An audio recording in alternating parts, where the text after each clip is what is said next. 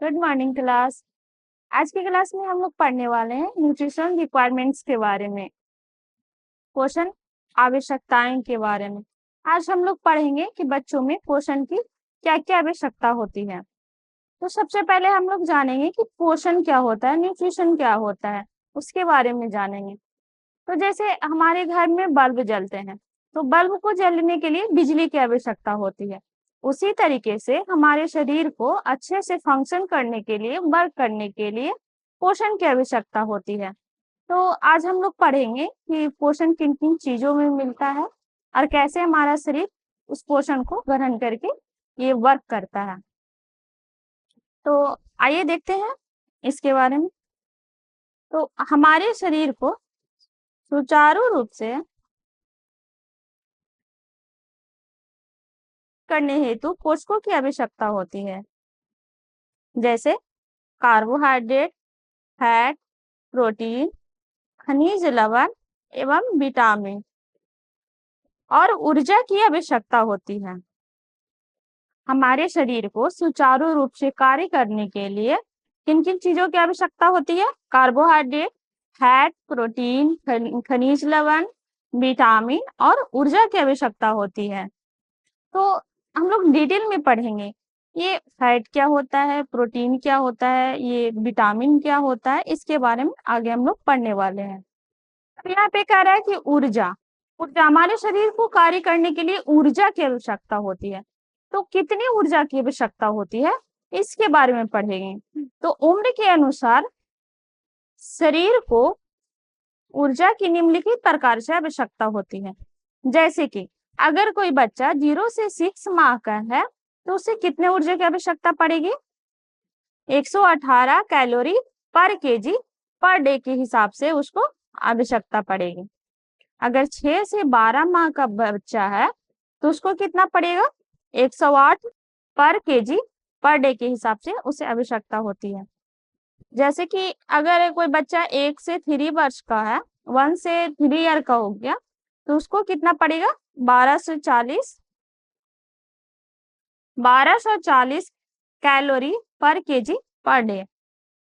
अगर वो 4 से 6 वर्ष का हो गया तो 1690 कैलोरी पर केजी पर डे।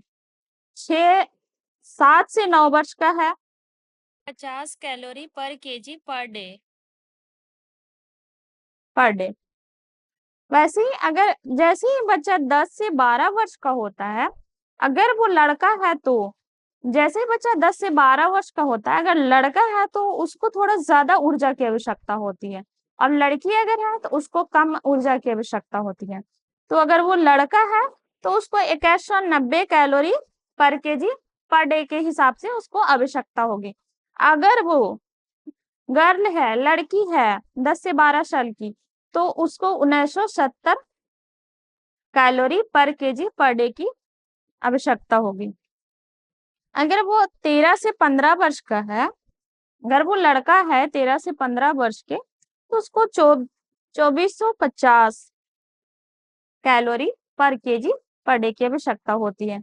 अगर वो 13 से 15 वर्ष के गर्ल है तो 2060 कैलोरी पर केजी पर डे की हिसाब से उसको चाहिए। अगर 16 से 18 साल का लड़का है तो उसको 2640 कैलोरी पर केजी पर डे के हिसाब से आवश्यकता होती है।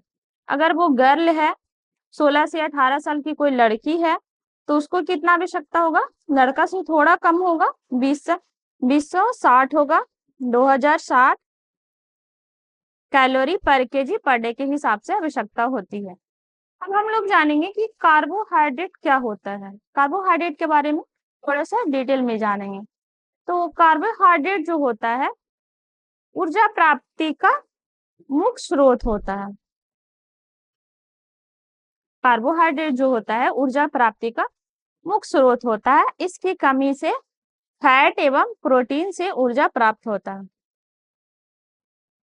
जब हमारे शरीर में कार्बोहाइड्रेट की कमी हो जाती है तो हमारे शरीर को ऊर्जा कौन देता है?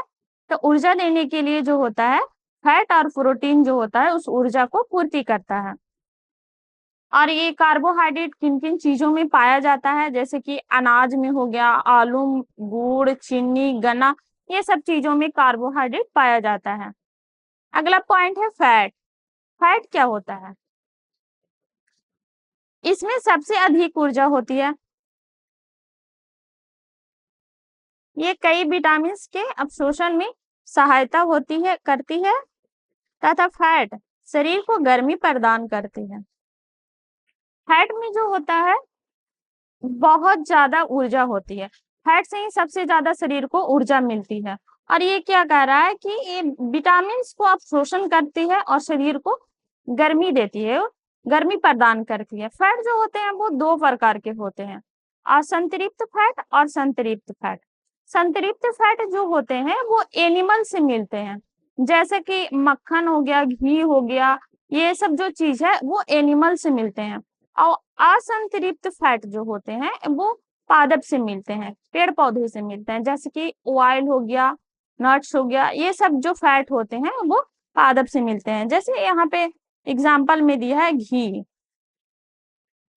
घी जो है एनिमल से मिलता है तो ये संतृप्त फैट है। मक्खन ये भी है। तेल, तेल जो है वो असंतृप्त फैट है। और एग्जाम्पल में दिया है मलाई। मलाई जो है संतृप्त फैट है। अगला पॉइंट जो है वो प्रोटीन है। तो प्रोटीन के बारे में जानेंगे कि प्रोटीन क्या होता है, किन किन चीजों में पाया जाता है। प्रोटीन शरीर में कई तरह के पदार्थ का निर्माण एवं ऑस्मोटिक प्रेशर बनाए रखने के लिए अति आवश्यक है, जैसे plasma protein, antibody, haemoglobin, enzymes एवं हार्मोन्स। प्रोटीन 24 तरह के अमीनो एसिड से बने होते हैं। इनमें 9 amino acid essential amino acid कहलाते हैं, जिनका संश्लेषण शरीर में नहीं होने के कारण बाहर से भोज द्वारा ग्रहण करते हैं। प्रोटीन जो होता है कई तरह के पदार्थ निर्माण करता है एवं ऑस्मोटिक प्रेशर को बनाए रखता है। कौन कौन से पदार्थ को निर्माण करता है? जैसे कि प्लाज्मा प्रोटीन हो गया, एंटीबॉडी हो गया, हेमोग्लोबिन हो गया, एंजाइम्स हो गया एवं हार्मोन्स हो गया। प्रोटीन जो होता है वो 24 तरह के अमीनो एसिड से बने होते हैं, जिनमें से क्या होता है 9 जो होता है अमीनो एसिड वो एसेंशियल अमीनो एसिड कहलाते हैं। एसेंशियल अमीनो एसिड जो होता है जिनका संश्लेषण शरीर में नहीं होने के कारण हमें भोजन के द्वारा उसे लेना पड़ता है, ग्रहण करना पड़ता है। जैसे दूध हो गया, अंडा हो गया, मछली, मांस, दाल, अनाज, पनीर, ये सब चीजों से हमें प्रोटीन मिलती है। अगला पॉइंट है खनिज लवण। खनिज लवण क्या होता है?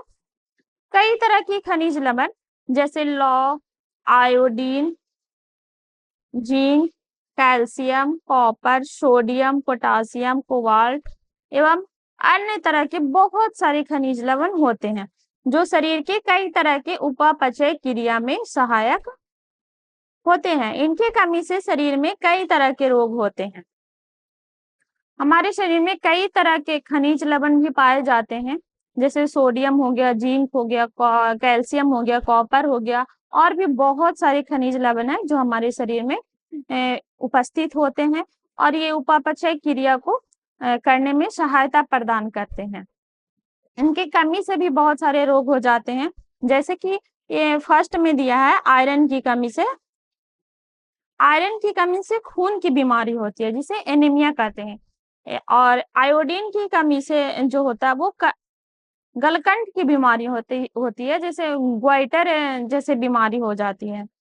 कैल्शियम की कमी से जो होता है वो रिकेट्स से जैसे बीमारी हो जाती है। रिकेट्स बच्चों में देखा जाता है ज्यादातर। और ये इसका जो स्रोत है खनिज लवण किन किन चीजों से मिलेगा? जैसे हरी सब्जी से मिलेगा, फल से मिलेगा, दूध, पालक, बथुआ, अनाज, ये सब चीजों में खनिज लवण पाए जाते हैं। अगला पॉइंट है विटामिन। विटामिन के बारे में जानेंगे कि ये क्या होता है। ये 2 तरह के विटामिन होते हैं।